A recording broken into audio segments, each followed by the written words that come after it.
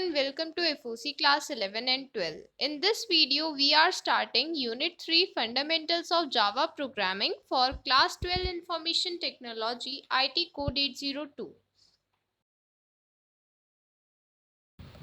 If you want to purchase Class 12 IT Code 802 sample paper book, the links are given in the description.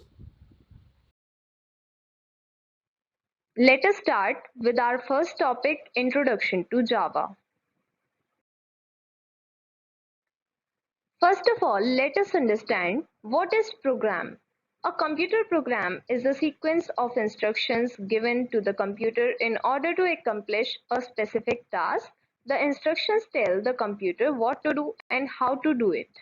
So basically, whenever we are talking about a computer program, then it is a set of instruction, and this set of instruction is always executed in a specific sequence. And why so? Because we have to accomplish a specific task. So we execute the computer program and it is executed in a sequence of instruction that we have given to the computer in form of the program. The instructions tell the computer what to do, means the instructions that we have given to the computer, they will tell the computer that what it will do and how it will do that work. This is the work of instructions. Programming is the preparation and writing of program for computer. So basically, whenever we are preparing and writing the programs for computer, this process is known as programming. And here in this chapter, we are doing Java programming. Now let us understand what is compiler. A computer only understands its own language called machine language. As we know that computer is a machine and it does not understand the ordinary human language, it only understands the machine language. Therefore, a compiler is needed to translate high-level program code into machine language code that will be understood by the computer. So basically, we are giving the code in our own language. So we need to compile or translate this code into machine language code so that it is understood by the computer.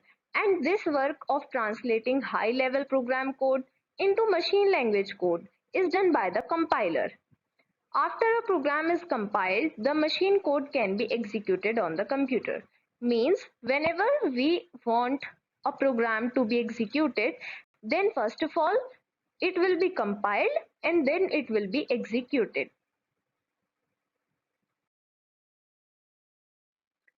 Now Java Virtual Machine. This is a very important concept. Questions have been repeated from this topic in past few years. It is a very important concept. So let us study about it. A Java compiler, instead of translating Java code to machine language code, translates it into Java bytecode, a highly optimized set of instructions. So basically, as I have told you that what is the work of a compiler, it translates the high level language code to machine language code. But if we are talking about Java compiler, then it works a little bit differently. How? It translates the Java code not to machine language code but translate it into the Java bytecode. This is the work of Java compiler.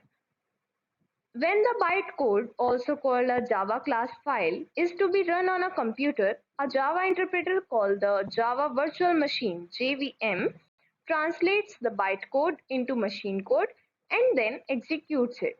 So basically, this Java bytecode, which we can also call as Java class file, when we have to run this on a computer, then Java interpreter has a very important role. It translates the bytecode into machine code and then executes it. And this Java interpreter is known as Java Virtual Machine or JVM. So basically, if we are talking about Java, then what happens?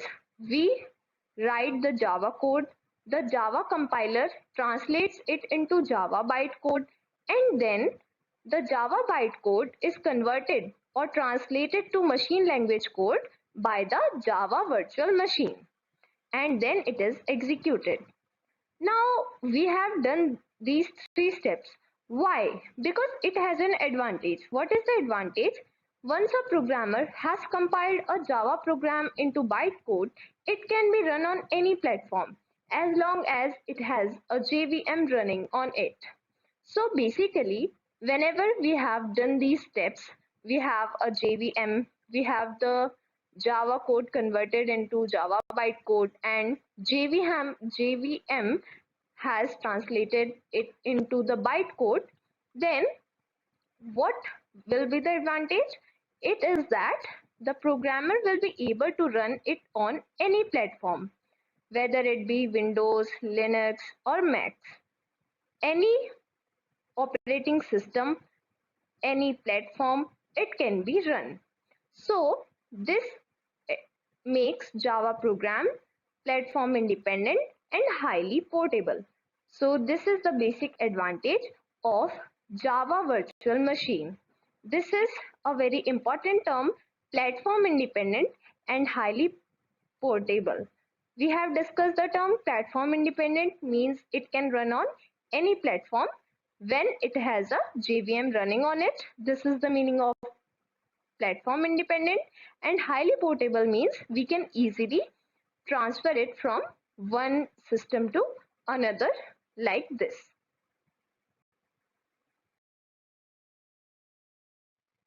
IDE, Integrated Development Environment. Now let us discuss about it. To write a Java program, you will need a text editor for writing the code and a Java compiler for compiling the code into bytecode. So basically, whenever we want to write a Java program, we will need two things. First is text editor. We use it for writing our code, and then is Java compiler. We use it for compiling the code into bytecode. There are a wide variety of Java integrated development environments available in the market that come equipped with a text editor and a Java compiler, thus simplifying writing, compiling, and executing Java programs. Most of them are freely downloadable from the internet. We will be using the open source and free Java NetBeans IDE for writing Java programs. As we have discussed in class 11 in detail about NetBeans IDE, so here also we will be using Java NetBeans IDE for writing our Java programs. It is open source software and we can easily download it from the internet.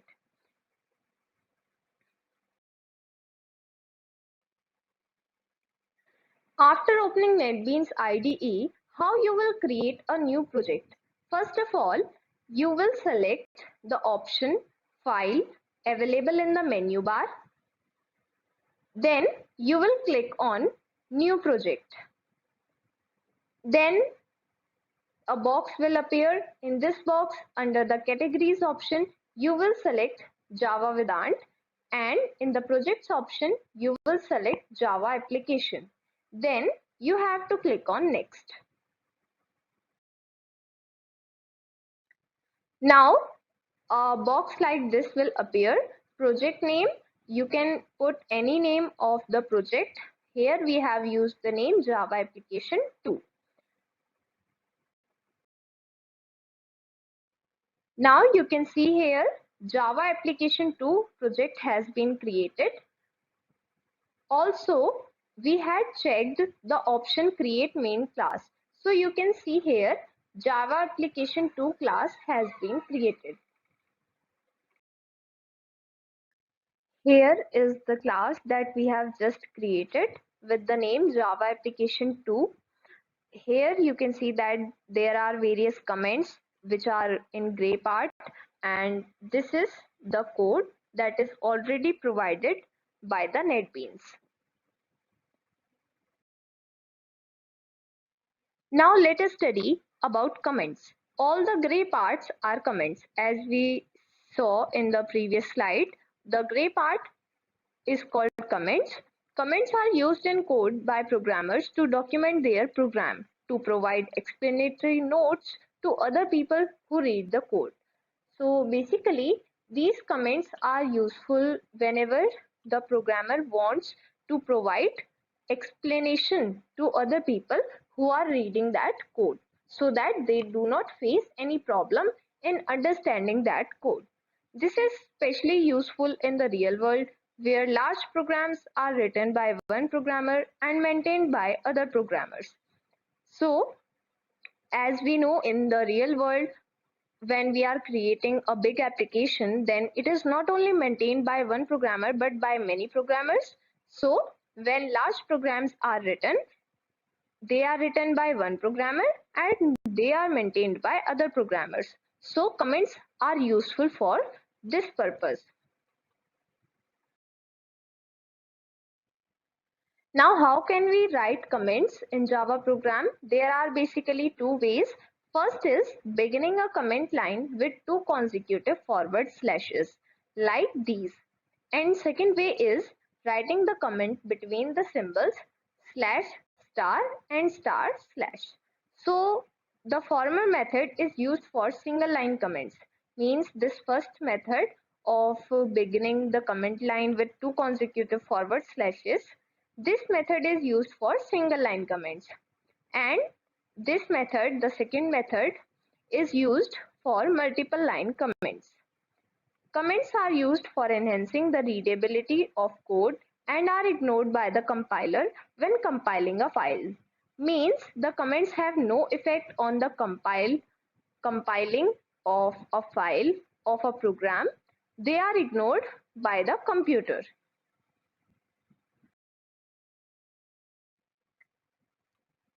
Here you can see that without comments, the code looks like this.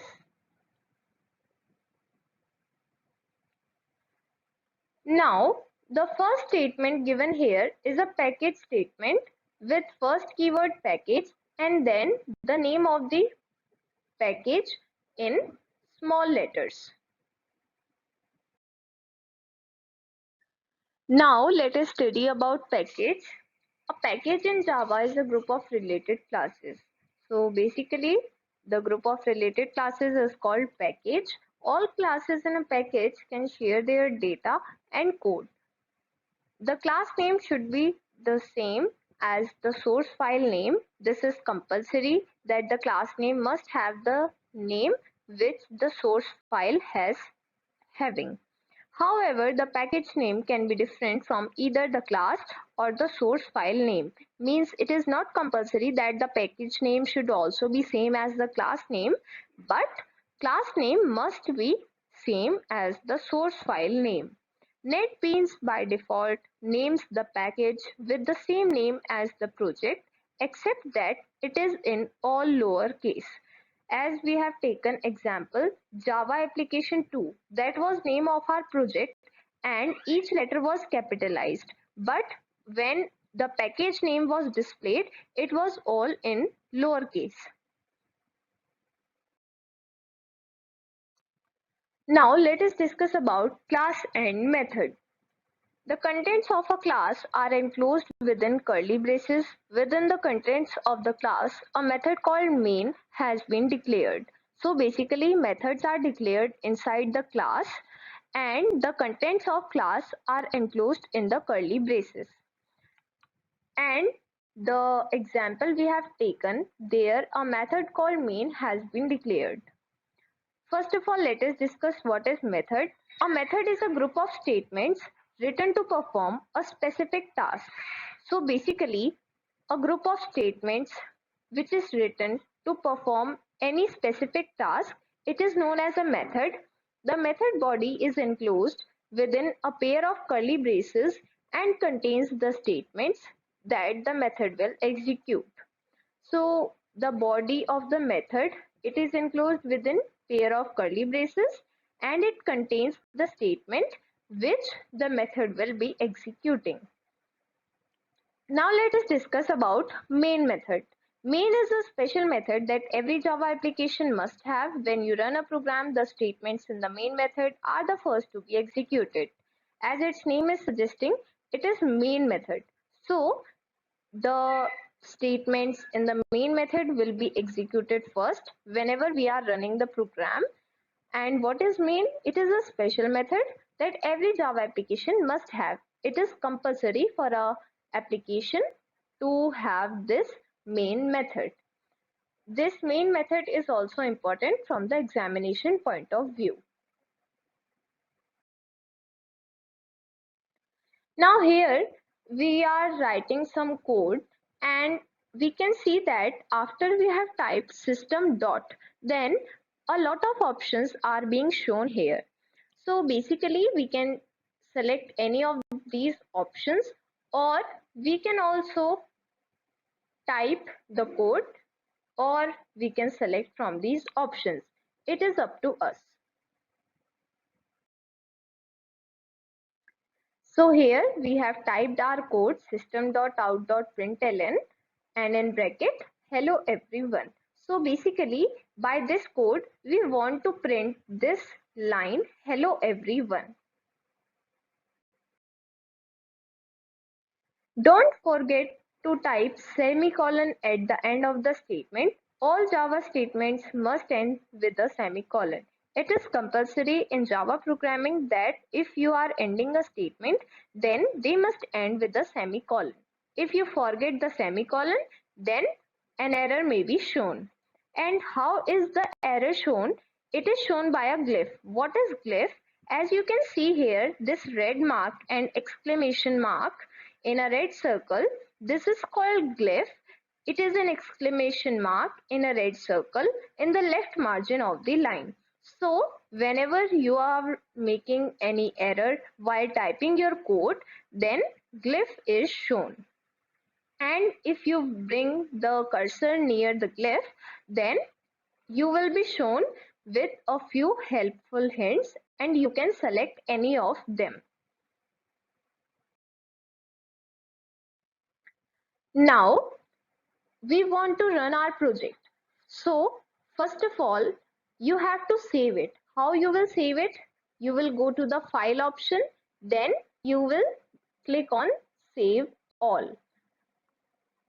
After clicking on save all, it will be saved. Also, you need not compile it because NetBeans has a default compile on save feature. Means whenever you have saved your project, you do not need to compile it. It is compiled by default by the NetBeans. So you do not have to compile your program manually. It is compiled automatically when you save it.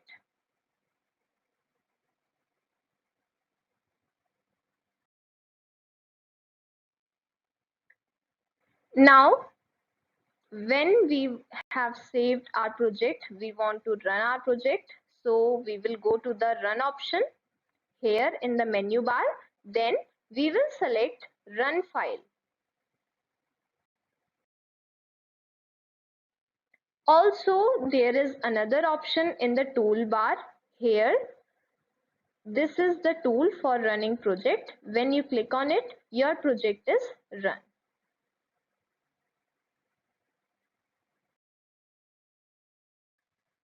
Now you can see here the output of our application. This is hello everyone. So this is the output of the code that we have just written, and this is our project Java application 2, and this is its output. Now difference between system.out.println and system.out.print. So basically there is difference between these two statements. What is the difference? This statement system.out.println, it prints a new line, means whichever new line is to be printed, it will be printed on the next line. And this statement system.out.print, it prints the subsequent line on the same line and not on a new line. Let us see it by example. Here you can see we have typed the code system.out.print. We have not used ln. So this is a different command, system.out.print.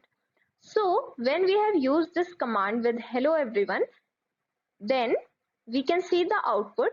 Build successful total time 1 second. This line is not printed in a new line. So this is how these two statements differ. System.out.print will not print a new line. It will print the subsequent line on the same line. I hope you understood the difference between the two. Variables. What are variables? Variables, as you must have studied in maths also, they are the values that change, or we can say that a placeholder that change its value. So basically, in computer's internal memory also, we are having variables. So let us discuss what are these variables. Basically, a variable is a placeholder for data that can change its value during program execution. Means whenever we are going to execute the program we have made or the program we are going to run, when that is going to be executed, this variable will change its value. So we can say that it is a placeholder for data. Which type of data? The data that can change its value during program execution. If we talk technically, then a variable is the name for a storage location in the computer's internal memory. So, if we are talking technically, in technical terms, we can define the variable as the name for a storage location. Means it is a type of storage location in the computer's internal memory, and variable is the name for this storage location. The value of the variable is the contents at that location. Now we have defined the variable. So now we need to know that what is the value of variable.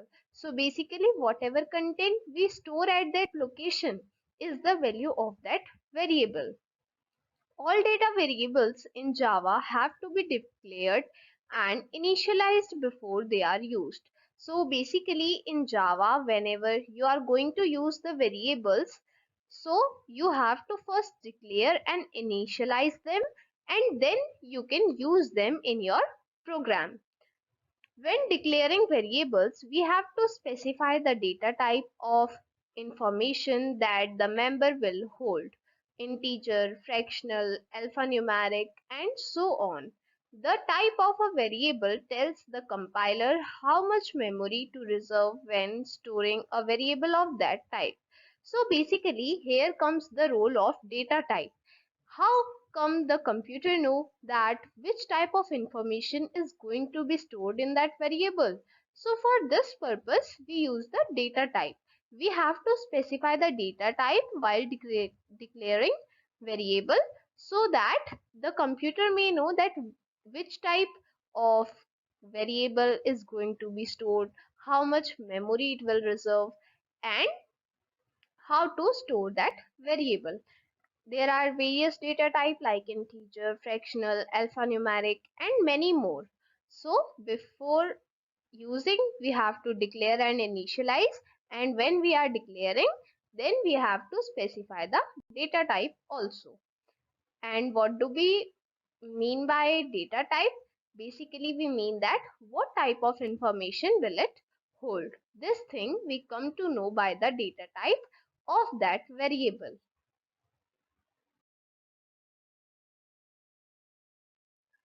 Now, variables are of two types: local variables and global variables. Let us have a discussion. What are they and how are they different?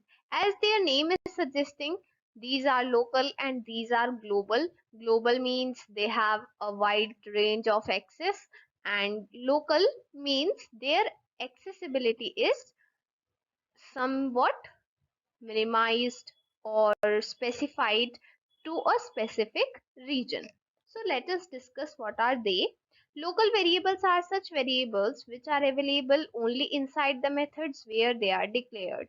Suppose that you have declared a variable inside a method, and if that variable is only available inside that method only and not any other method of the class, then such type of variables are known as local variables. And if we talk about global variables, then they can be accessed by all the method members of the class. Means it doesn't matter that where you have specified them, they will be accessed by all the method members of the class. They will not be restricted to any specific method. And on the other hand, local variables are restricted, that they are only available inside the method where you are going to declare them. And global variables, they can be accessed by all the method members of the class. I hope you understood the difference between these two. Now let us make this percentage calculator program in NetBeans. So for making program, first of all, you will go to the menu bar, then you will select the file option. After clicking on file option, you will select the option new file, or alternatively, you can also go to the toolbar and you can click this tool to create a new file. After choosing this, a box like this will appear. You have to select Java from categories pane and Java class from file types. Then you will click on next.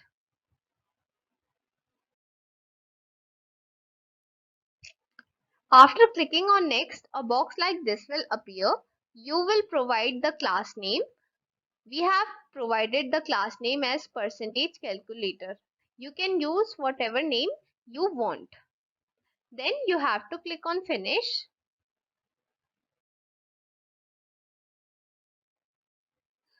As you can see, after clicking on finish, we have our file with us and it is named as percentage calculator.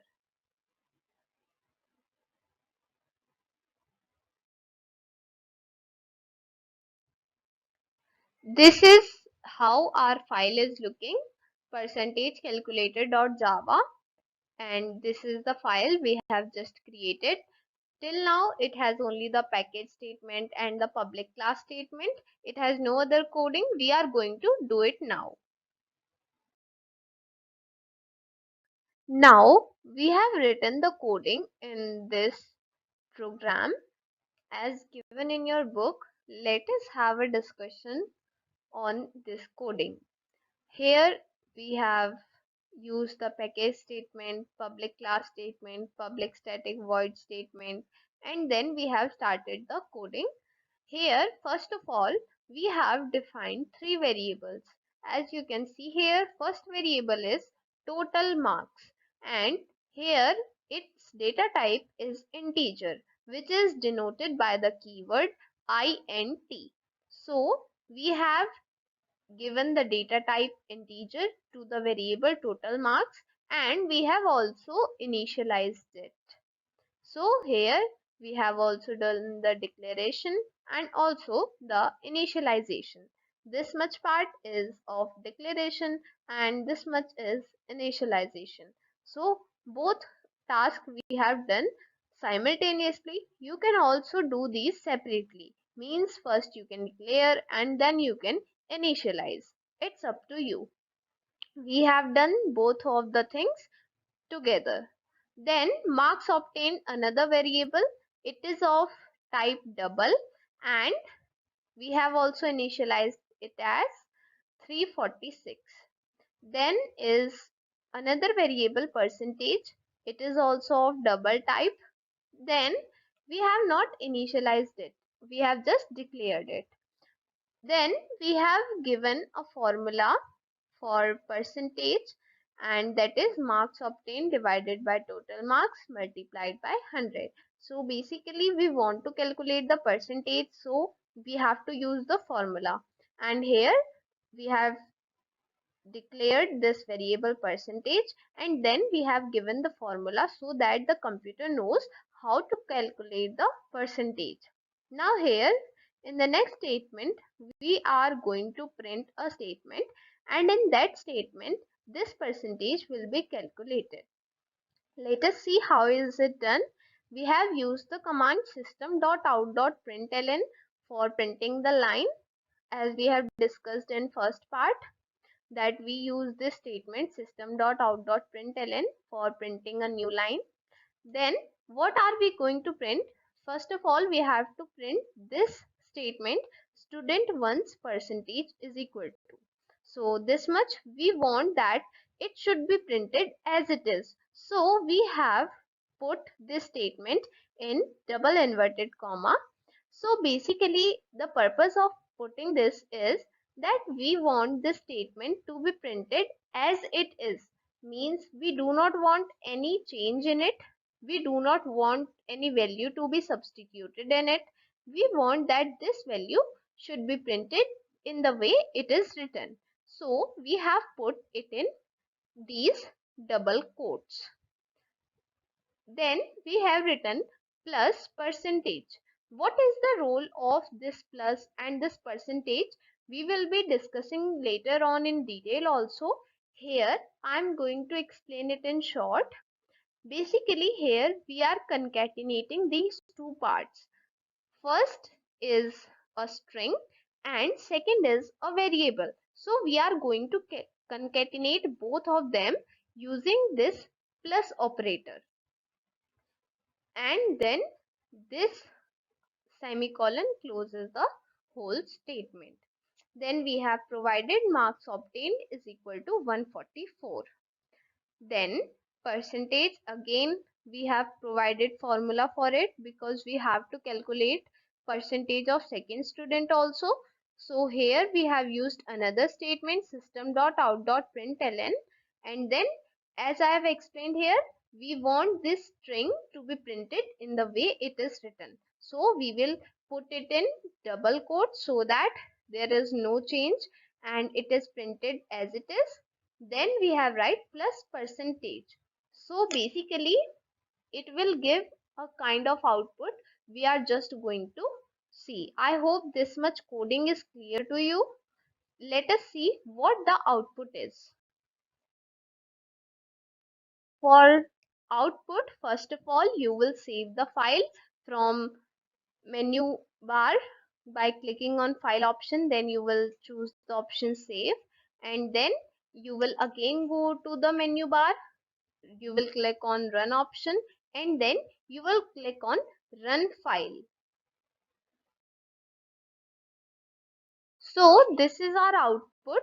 As you can see, students 1 percentage is equal to this much statement which we had put in double quote. It is printed as it is, and in place of plus percentage it is showing 86.5 because it has calculated that value. And then student 2 percentage is equal to 36.0. Again, this much part was of string that we had put in double quote, so it is printed as it is, and in place of plus percentage it has put the percentage. And why is this value put here? Because percentage was a variable, and we studied that variable can change their value during program execution. So here you can see that variable percentage has changed its value for student 1 also and student 2 also. So this is the use of variables. They change their value during program execution. I hope this example is clear to you. Now let us discuss about some style tips for variable names. This question has been asked in previous year also, so it can be asked in your exam also, and you must also know how to write variable names in more effective way. First is variable names can begin with either an alphabetic character, an underscore, or a dollar sign. So basically, if you are beginning any variable name, then you can begin it with any alphabetic character, any underscore, or a dollar sign. And if we talk about convention, that what do we generally prefer, then we begin a variable name with a letter.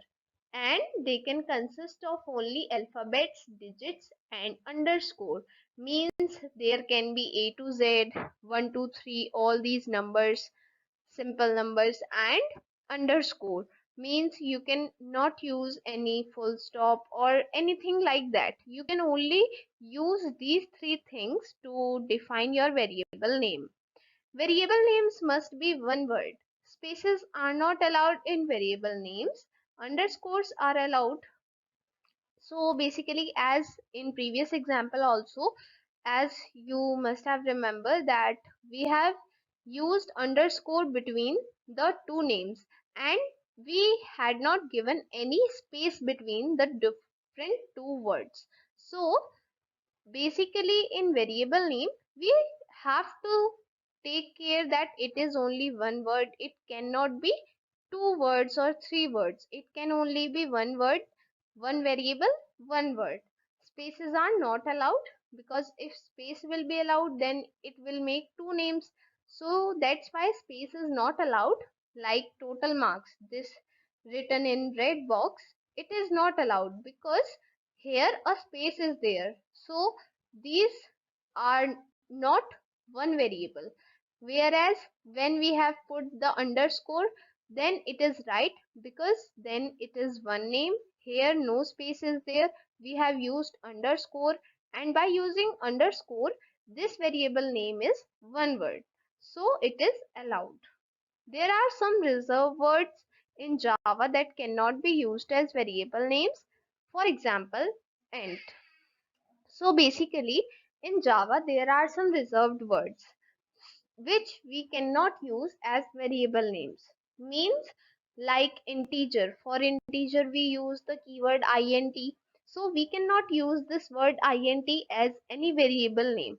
So all these reserved words, any data type name or any other which is specified already, which is already reserved in Java, we cannot use it as variable name.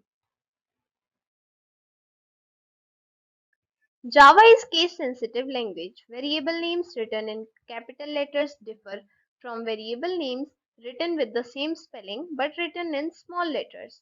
So basically, by case sensitive language, we mean that different case are treated as different things in Java.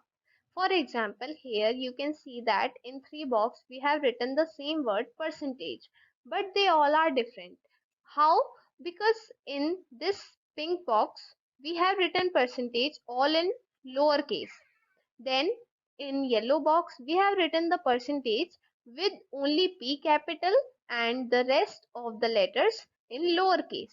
And in blue box we have written percentage all in capital letters, means uppercase. So in Java these three will be treated as different. They will not be treated as the same variable name. So that is why we say Java is a case sensitive language, because it is sensitive to case. Different case but same word means different words for Java. So let us proceed. It is good practice to make variable names meaningful. The name should indicate the use of that variable. Basically, if we are making the variable names meaningful, then it will be helpful to only us, because while programming we can easily recall what was the name of the variable and where to use it. The name should indicate the use of that variable. If the name is indicating the use of the variable, then we can use it more conveniently. You can define multiple variables of the same type in one statement by separating each with a comma. So it is not necessary that you are declaring only one variable at a time. You can declare many variables also at a time. Just you have to separate them with a comma. Like here in this example, we have declared three integer variables, num1, num2, num3. So we have just used one keyword in, and then we have put these variable names separated by comma. And in this way we have declared three variables in one statement only by separating them with comma. Primitive data types. In all, Java supports 8 primitive data types. So basically, data types are also of different types. So one of them is primitive data type, and there are 8 types of primitive data types that Java supports. Here are these: byte, short, int, long, float, double, char, boolean. So these are the 8 primitive data types that Java supports, and these are the types of values that these data types hold, and this is their size: byte, short, int, long. All these can contain integer type of values.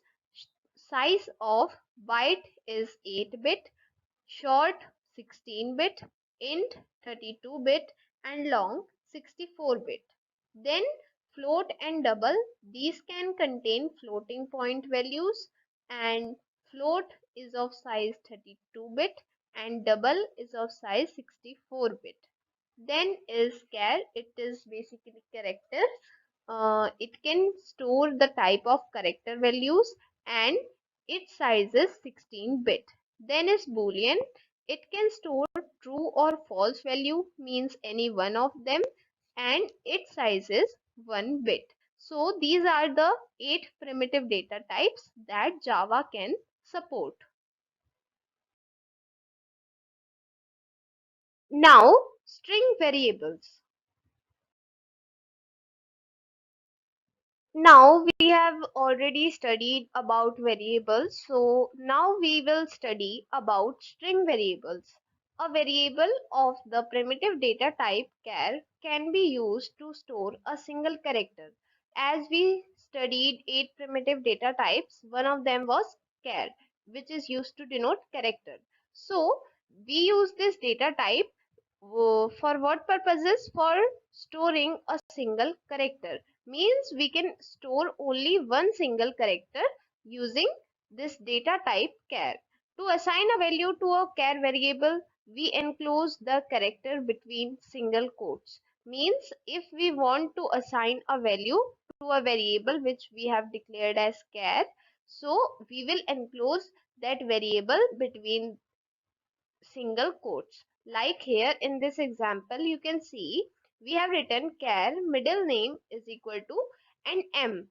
This m we have put in single quotes. So this is how we assign a value to a char variable. Here the variable is middle name, and this m is the value of that variable, and we have assigned it using these single quotes.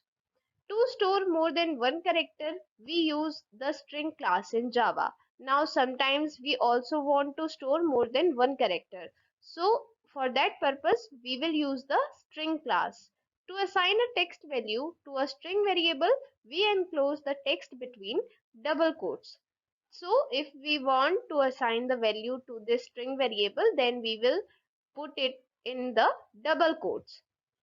This is the main difference between this char variable and string variable, that the value of the char variable is stored in single quotes and the value of string variable is stored in double quotes. This is the main difference. You must remember it. And also, char variable is used to store a single character and string variable is used to store more than one character. I hope you will remember the difference. To print char or string variables, we can use the system.out.println method. So as we have been using this command for printing something, so here we are using this command to print the char or string variables that we have used. And here is an example: system.out.println, then in bracket you will write whatever you want to print. So basically, whenever we are writing the variable name, we don't put it in double quotes. Means, for example, here we are having three variables: first name, middle name, and last name. These are basically variable names. So these are variables, so we will not put them in double quotes or single quotes. We will just put them without any type of symbol. Then to concatenate the strings, we will put this plus sign. To give a gap in between, we will use these double quotes with a space in between. This will indicate that after printing first name, there should be a space, and then middle name, then again space, and then last name. So this is how this command will work. And here the output is given of the commands that we have just used. The output will be Mayank M Saxena. So Mayank was the first name, then you can see a space is given here, then M was middle name, and then again a middle space, and then Saxena last name. Use of plus operator. As we have just discussed the use that it is used to concatenate the strings. In Java, when used with numbers as operands, the plus operators adds the numbers. As you must already know that whenever we are using the plus sign, plus operator with numbers, then we are basically adding those numbers. So in Java also, when we use this plus operator with the numbers, so we are using it as an operand. And what does this operand do? It adds the numbers. But when we are using it with strings, then why do we use it? We use it to concatenate the strings together, as we had just used in the previous example. There we had concatenated three strings and together, so we used the plus operator there.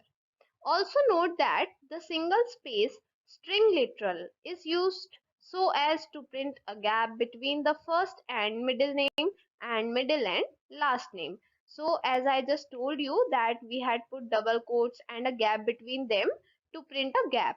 So basically we call this as single space string literal. Means here we have given single space and these are string literal. So we call it as single space string literal. So why we have used it?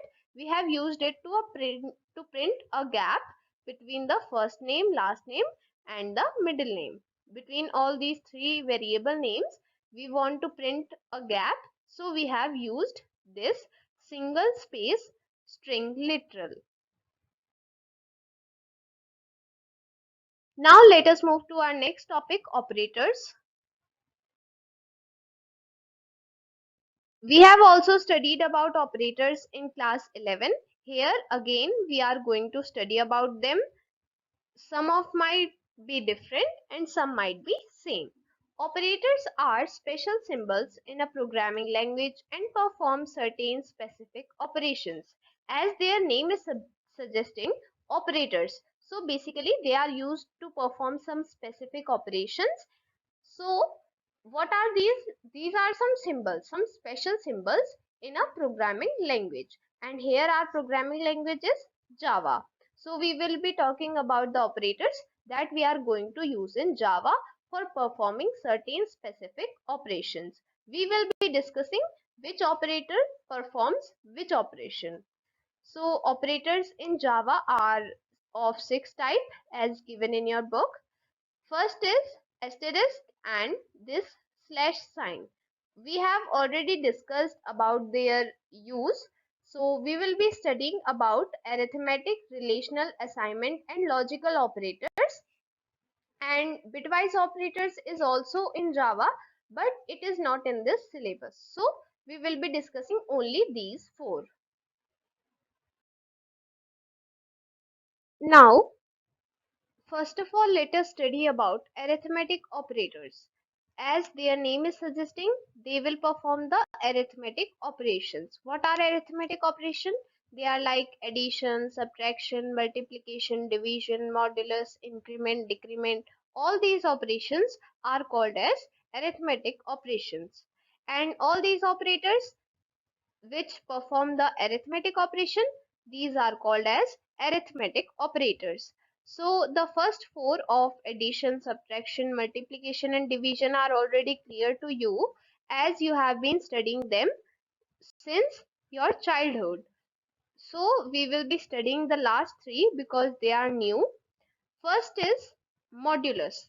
This sign is generally used in daily life for indicating percentage, but here in Java programming, we use this sign for modulus operator, and we use it for getting the remainder of division of values of operands. What are operands? The values on which we are performing operation. Here A is equal to 20 and B is equal to 30. These are the operands. So basically operands are the values on which we are going to perform the operation. So what will this modulus operator do? It will return the remainder of division. Means whenever we are going to divide these two numbers, then whatever the remainder will be, it will be the uh, result of the modulus operator. So here you can see A modulus B and the result is 10. So 20 modulus 30, it will give the result 10. Then is plus plus. This operator is used to denote increment, and what does it do? It basically increments the operand by 1. Means whatever is the value, it will increase its value by 1. A plus plus or plus plus A. We will also discuss further that what is the difference between these two, A plus plus and plus plus A, but later on. So here is the result of A plus plus or plus plus A. It is 20 plus 1 is equal to 21. If we talk about minus minus, then it is decrement. So here we decrement the operand by 1. So A minus minus or minus minus A. It will give the result 19 because it will decrement the value of A by 1. Now let us talk about relational operators. As their name is suggesting, they will perform some operation which is based on relation. So it will tell the relation between the numbers. First is equal to. These two equal signs, these denote the equal to operator. Returns true if values of A and B are equal, false otherwise. All these operators, relational operators, return true or false value. How, how do they return these values? Basically, first of all, they will check the relation whether it is true or not. If it is true, they return true. If it is false, it returns false. So in first case, equal to, it will return true in the case when the values of A and B are equal. So if we have type A equal to B, means we have type 2 equal sign for indicating this relational operator of equal to. So it will indicate that the value of A and B should be same. But here A is equal to 20 and B is equal to 30. So the two values are not same, and hence it will return false. Then is not equal to. In computer language, generally we denote the symbol of not equal to by these two symbols, exclamation mark and then equal to. This symbol together denotes not equal to. Returns true if values of A and B are not equal, false otherwise. Means in this case, if we have put this operator with the operands, then A and B should not be equal. In that case, it will be returning true, and if they are equal, then it will be returning false. Here, A not equal B because A is equal to 20 and B is equal to 30. So 20 is not equal to 30. That is why it will return true. Then similar for greater than, less than, greater than, equal to, less than or equal to, all these operators work similarly. Now comes assignment operator. Here these, its name is suggesting assign. So basically they will assign something. Assign what? They will assign the value. How? Let us see. First of all, let us see the operators which are available here. These are given here. As you can see here, only one equal to is present. It is called simple assignment. So sometimes the difference between double equal to and one single equal to, it is asked. So you must know that this symbol is used for simple assignment, and that double equal to, that symbol is used for equal to. So you must know that which kind of operators are these, what are their names, you should know. So what is the use of simple assignment operator? Assigns value of left side operand to right side operand. So it will assign the value. If we have written a equal b, then a will become equal to 30. Similarly, for the rest of the operators, they will be performing the same operation. They will be assigning the values. Whichever operator is used. For example, we have used plus and then equal to. So, first of all, it will add and then it will assign the value. Then minus equal to. So, it will first subtract and then it will assign the value. Then star and multiply, star means multiply, so it will first multiply and then it will assign the value. Then in divide and assignment, first of all it will divide and then it will assign the quotient value. In modulus it will assign the remainder value. I hope you are clear with all of these. Now logical operators. These are of three types: logical and, logical or, logical not. Logical means they will be providing some conditions to you and the result will be based that is that result true or not. So here basically the conditions are seen whether the conditions are satisfied or not. If the conditions are satisfied, they return true. If the conditions are not satisfied, they return false. So let us see in what way they work. First is logical AND. We use this symbol of double AND for logical AND operator. Returns true if values of both A and B are true, false otherwise. Means if A is a condition and B is a condition, and if both of them are true, then logical AND will return true, and if either one of them or none of them is true, then it will return false. Then is logical OR. This is the symbol for logical OR. Returns true if values of either A or B is true. False otherwise. Suppose you have been given with two conditions A and B, and if any one of them is correct, if either A is correct or either B is correct, then it will return true, and if none of them is correct, it will return false. Then is logical NOT. Returns true if value of A false, true otherwise. Means if we have used this logical NOT operator with the operand or with the condition, then if the condition will be true, then it will return false, and if the condition is false, then it will return true. Means it will do the things in reverse order. So I hope you understood all these operators very well. So that was all for today. If you have any doubt, you can ask in the comment section and I will answer. We'll meet you soon in the next video. Till then, bye bye.